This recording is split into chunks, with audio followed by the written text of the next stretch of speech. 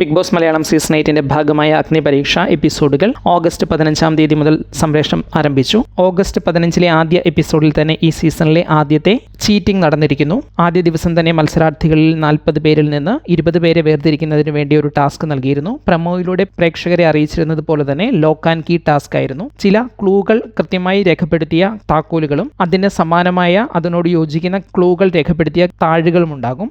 ഈ കീ ഉപയോഗിച്ച് താഴ് തുറക്കുക എന്നതാണ് ഓരോരുത്തരുടെയും ടാസ്ക്. അതിൽ ആർക്കൊക്കെ കൃത്യമായ ക്ലൂ ഉള്ള കീ ലഭിക്കുന്നുണ്ടോ ആ കീ ഉപയോഗിച്ച് അവർക്ക് താഴ് തുറക്കാൻ കഴിയും. അങ്ങനെ താഴ് തുറക്കുന്ന 20 പേരാണ് വിജയിച്ച് ആദ്യ റൗണ്ടിൽ അഗ്നിപരീക്ഷ വേദിയിലേക്ക് എത്തുക. ഈ ടാസ്ക് നടക്കുന്ന സമയത്ത് മത്സരാർത്ഥികൾ പലരും ഉത്സാഹത്തോടെ ട്രൈ ചെയ്യുന്നുണ്ട്.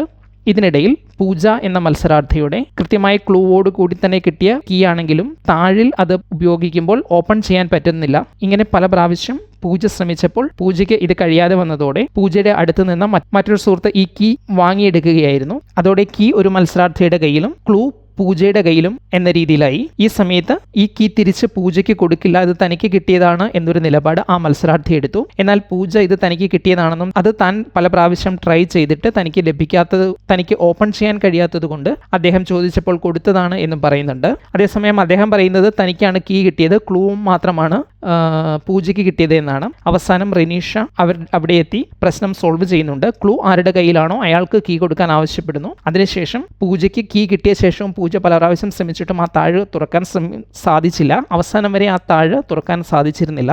അതുകൊണ്ട് തന്നെ അവസാനം താക്കോലിലെ ക്ലൂവും താഴിലെ ക്ലൂവും ഒന്ന് തന്നെയാണ് എന്നതുകൊണ്ട് തന്നെ പൂജ വിജയിച്ചതായി പ്രഖ്യാപിക്കുകയായിരുന്നു. ഇതിനിടയ്ക്ക് പൂജ വളരെ ശക്തമായ നിലപാടെടുത്തിരുന്നു. എന്തൊക്കെ സംഭവിച്ചാലും താൻ പിന്നോട്ട് പോകില്ലെന്നും തനിക്കാണ് കീ ലഭിച്ചത്, അതുകൊണ്ട് തനിക്ക് വിജയിക്കാൻ അർഹതയുണ്ട് എന്നുള്ള ഒരു നിലപാടെടുത്തിരുന്നു. അതുകൊണ്ട് തന്നെ ആദ്യ ദിവസത്തെ എപ്പിസോഡിൽ അതിന്റെ ഭാഗമായി പൂജ ഒരു നിലപാടെടുക്കുകയും അതുകൊണ്ട് പൂജയുടെ പേര് ശ്രദ്ധിക്കപ്പെടുകയും ചെയ്തു. മറ്റൊരു രീതിയിൽ പറഞ്ഞാൽ അഗ്നിപരീക്ഷ ടാസ്കിൽ ആദ്യമായി മത്സരാർത്ഥികളിൽ ഒരാളുടെ പേര് ശ്രദ്ധിക്കപ്പെടുന്നത് ആ അഗ്നിപരീക്ഷ വേദിയിൽ പറയുന്നതും പൂജയുടെ പേരാണ് എന്നൊരു പ്രത്യേകത കൂടി ഈ ഒരു ഇൻസിഡന്റ് കൊണ്ട് പൂജയ്ക്കുണ്ടായി. പിന്നീട് അഗ്നിപരീക്ഷയിൽ ആദ്യ 20 പേരിൽ ഉൾപ്പെട്ട് അഗ്നിപരീക്ഷ വേദിയിലെത്തിയപ്പോഴും ഇതിന്റെ ചില പ്രയോജനങ്ങൾ പൂജയ്ക്ക് ലഭിച്ചിരുന്നു. അതേസമയം പൂജയുടെ കയ്യിൽ നിന്ന് കീ വാങ്ങിയ വ്യക്തി വിജയിച്ച 20 പേരുടെ ഒപ്പം പെട്ടിട്ടില്ല. അദ്ദേഹം ഇനിയും പുതിയ ചാൻസ് വെയിറ്റ് ചെയ്ത് പുറത്തു നിൽക്കുക തന്നെയാണ്.